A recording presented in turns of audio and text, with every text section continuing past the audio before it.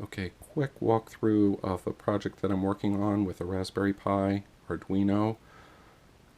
Basically, I want to use the Raspberry Pi to be the brains of my project, and I'm going to use the Arduino to control and limit the power coming into my Raspberry Pi. So the Raspberry Pi is 3 volts is what it wants to kind of run on internally, and there's no on-off button here to control the power. Once if I put the USB cable in and apply power, it's on. And so what that'll do is I apply power from battery, it will run for a while, it will drain down, and that's it. So what I'm going to do is really try to limit how much runtime the Raspberry Pi is, how much time this thing is on, by controlling it with a schedule from my Arduino. But my first step is to be able to turn the Raspberry Pi on and off from my Arduino. And to do that, I got this cool little board to sit in line with my USB. This is called it's a USB PowerControl by SwitchDoc Labs. And this is really designed to watch the voltage on a battery. This yellow line should be coming from the battery, and it's designed to watch the voltage on the battery and then drop out when the voltage gets low, and then as your battery gets recharged, it will turn itself back on.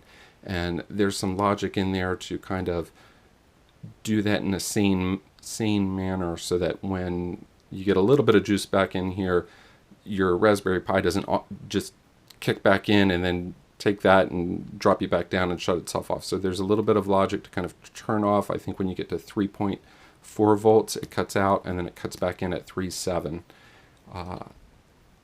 But I'm, again, doing something a little bit different, where I'm going to turn it on and off from the Pi. So I've got pin 13 and a ground hooked up. The pin 13 is going to the LiPo in solder point here, and then my ground is coming to the ground point here. I've got a sketch on the Arduino that's just going to light up pin 13 for 5 seconds, wait 5 seconds, and then cut it back out.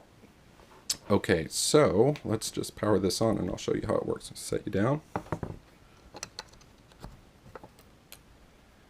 Alright, and right away I have power over here. And you'll notice when this lights back up, my Arduino lit up, this is lit up, and the power on my Pi is coming on and off.